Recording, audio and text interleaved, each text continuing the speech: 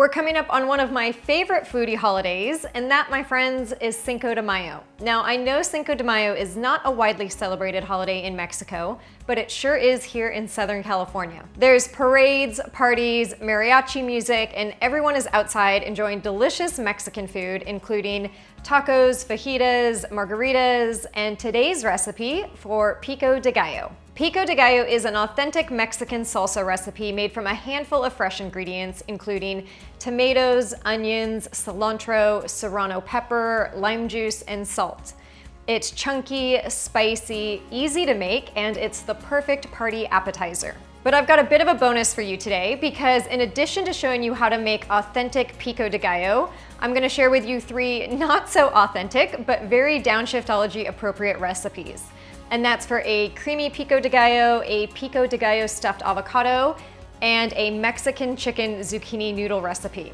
And I'm pretty sure you're gonna love them all. So let me show you how to make them. First, we'll start with the Pico de Gallo, and to make that, we'll need 4 Roma tomatoes. Roma tomatoes or plum tomatoes are the best for this recipe, as they have more flesh and less juice than your average tomato. But we'll still need to remove the seeds, and to do that, you can use your finger or cut out the middle portion and seeds with a small knife. What differentiates Pico de Gallo from restaurant-style salsa recipes is in fact its chunky texture, so removing the juice and seeds is key. You might also hear Pico de Gallo referred to as salsa fresca, and that translates to fresh sauce because all of the ingredients in Pico de Gallo are raw.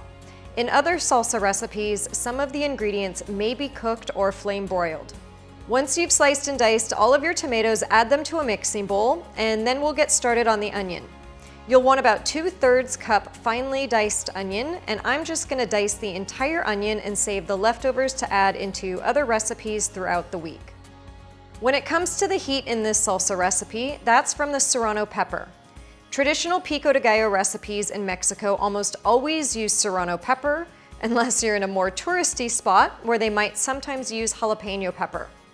Slice your serrano pepper in half, remove the seeds and membrane, and then dice it up very finely. Next, you'll take a small bunch of fresh cilantro, which I absolutely love, then chop that up and add it to your mixing bowl. To help all of these flavors meld together and stay fresh, just squeeze the juice of 1 fresh lime on top and add a 1/2 teaspoon of salt, which I forgot to show on the video, but you don't want to leave it out. Stir all of that together until it's well combined, add it to a serving bowl, and then enjoy your fresh Pico de Gallo with tortilla chips. Traditional chips, of course, are corn tortilla chips, but cassava flour tortilla chips are delicious as well.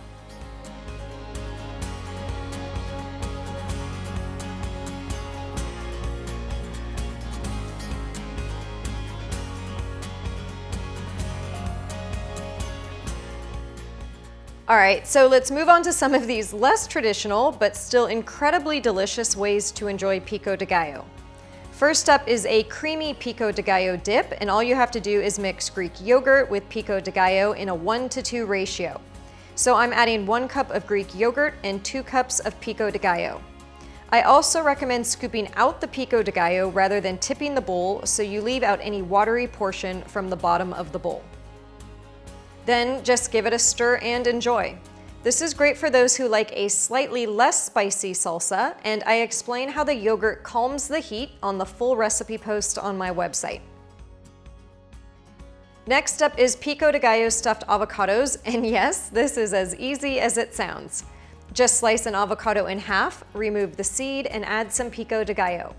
This is always fun for a party, as you can have them lined up for your guests to take as an appetizer, and it's a great way to enjoy the salsa in a low-carb way without the need for any chips. The last recipe is Mexican chicken zucchini noodles, and it's a delicious meal that takes less than 30 minutes to make. All you have to do is slice and dice 2 boneless, skinless chicken breasts and add them to a sauté pan along with a tablespoon or so of olive oil or avocado oil.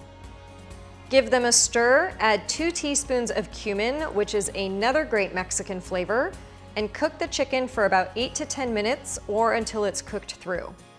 While the chicken is cooking, spiralize 2 zucchini, and if you've never spiralized zucchini before, make sure to watch my separate video on how to do that. At this point, the chicken should be fully cooked, so add 1 recipe of Pico de Gallo and gently stir that for about a minute, then turn off the heat.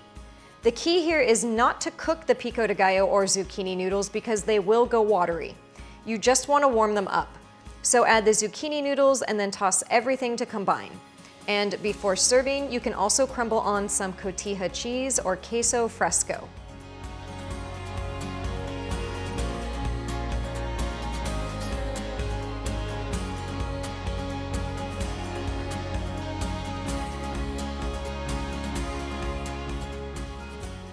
I hope you guys enjoyed today's video and new recipes, and if you did, make sure to give it a thumbs up. I have several more Mexican-inspired recipes on my website, so make sure to check those out.